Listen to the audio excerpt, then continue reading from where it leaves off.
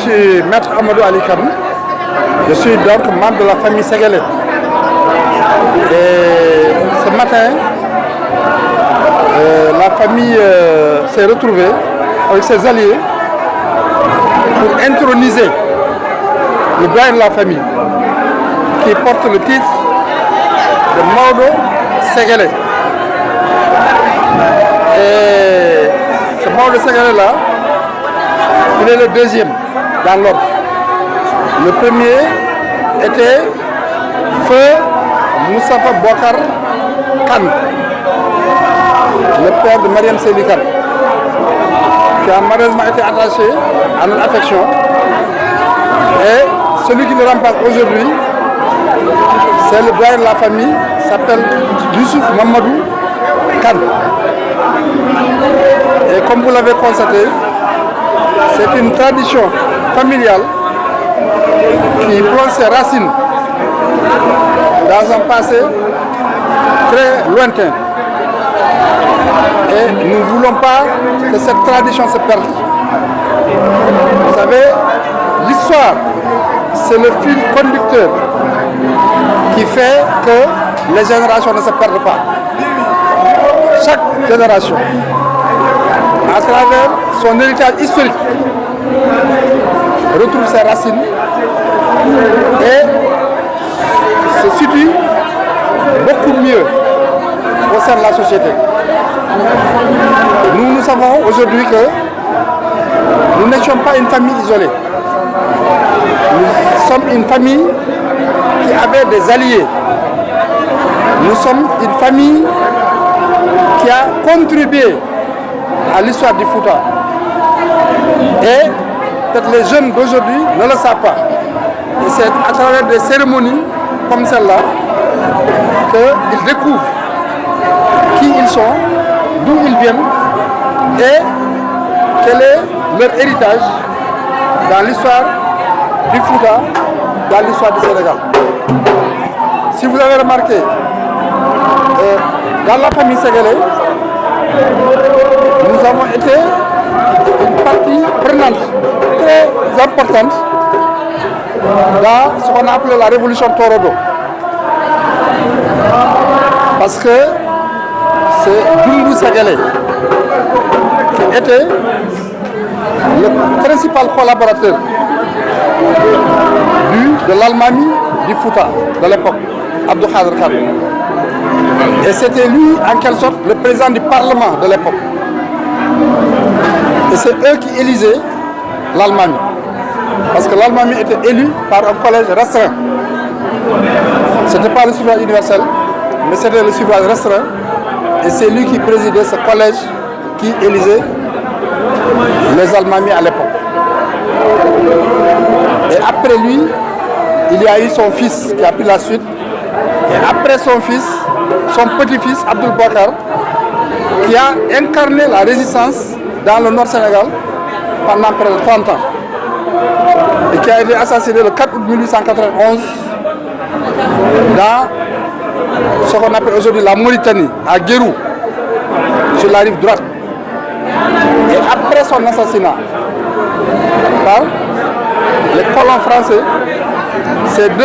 son frère Ali Bakar et son fils Mamadou Abdoul Bakar ont été déportés au Gabon, où ils se sont retrouvés avec Serigne Touba et l'Almami Samori Touré. Donc c'est vous dire que c'est une partie de l'histoire du Fouta, une partie de l'histoire du Sénégal et une partie de l'histoire de l'Afrique que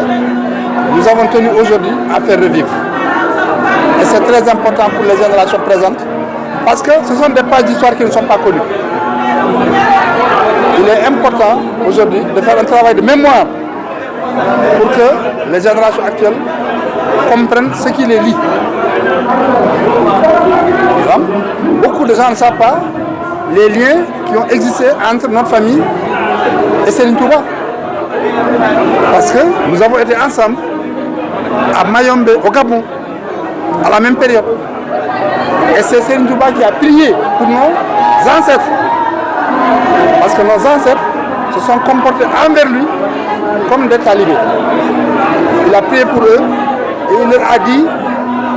En tout cas, je ne peux pas prononcer pour les autres, mais pour vous, c'est sûr que vous rentrez au Sénégal, sain et sauf. Et sa prophétie s'est réalisée, ils sont rentrés au Sénégal.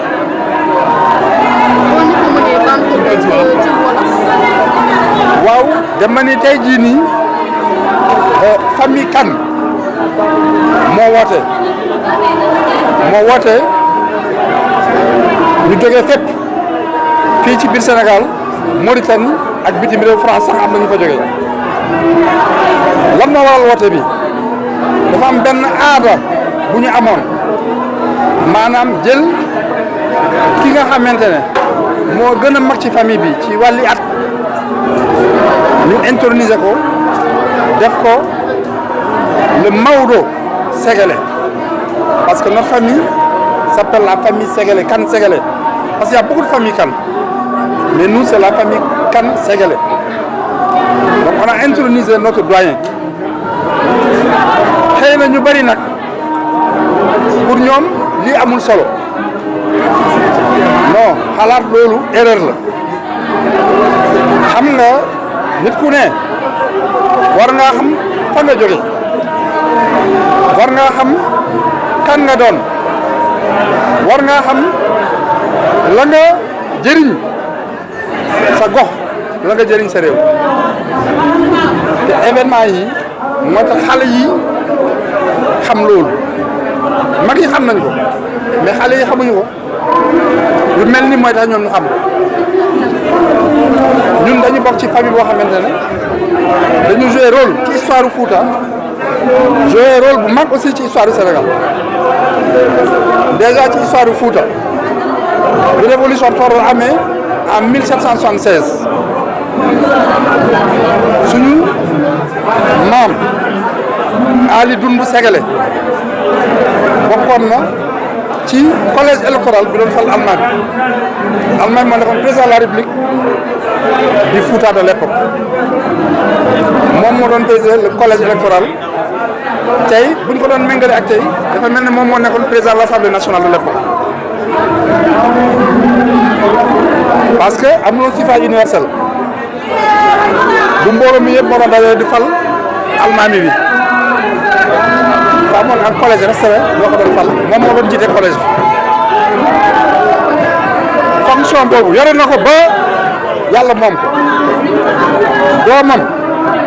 Bokar Ali Dundu Ségalé ñëw wuutu ko ci kooku itam bi mu fi jógee beneen doomam ñëw di Abdoul Bokar Ali Dundu Abdoul Bokar boobu nag nekkoon un grand résistant à la pénétration coloniale dans le nord du Sénégal résisté pendant 30 ans daanaka mbooleem gouverneur yi France yónnee fii ci Sénégal ku ci nekk jànkonte nga ak moom résisté na contre yow mënuñu ko gagné finalement dañu def complot assassiné ko le 4 août 1891 sur la rive droite benn dëkk bu ñuy wax Gérou bokk tey ci Mauritanie jamono yooyu Mauritanie amul woon Fouta moo amoon Fouta Sénégal Fouta Mauritanie Mauritanie ñu ngi ko créé vers 1901 alors moom bi ñu ko assassiné ñu jël magam Ali Bokar Kane ak doomam Mamadou Abdoul Bokar Kane daal di leen déporté yóbbu leen Gabon Gabon boobu ñu demoon nag yàlla def ñu daje fa ak Serigne bu mag bi di Serigne Touba ñu daje fa ak l'Almaami Samori Touré ak yeneen jàmbaar ñu jëlee yeneen indi leen foofu ñoom ñu xam valeur Serigne bi xam gëddam joxoo ba mat sëkk tarbiyu ko Serigne bi ñaanal leen ni leen yéen de xama keneen waaye yéen bu soobee yàlla di ngeen fi jógee ci jàmm ak salaam dellu seen Sénégal seen dëkk ci jàmm ak salaam te loolu moo xoon moo am d'ailleurs ñu ngi naan sax jour bi tubaab yi waree ñëw pour yëgal leen que léegi bàyyi nañ leen day ñibbi Sénégal Serigne bi moo leen ko njëkk a wax la veille ni leen yéen de suba danañu ñëw annoncé leen que da ngeen di ñibbi defal leen seen bagage donc tubaab yi bi ñu ñëwee waxoo ko wax leen ko donc déjà Serigne Touba informé woon na leen ba ñu préparer cette vacance donc loolu aussi wane na dimension Serigne Touba ñu bëri ngi wax mais xamuñu ñi dund ak moom ci bërëb bu métti boobu gis kéemaan yi mu def ñoo ko gën a xam parce que bari na ay kéemaan yu ko def ñoom ñu fekkee ko nettali ko ci famille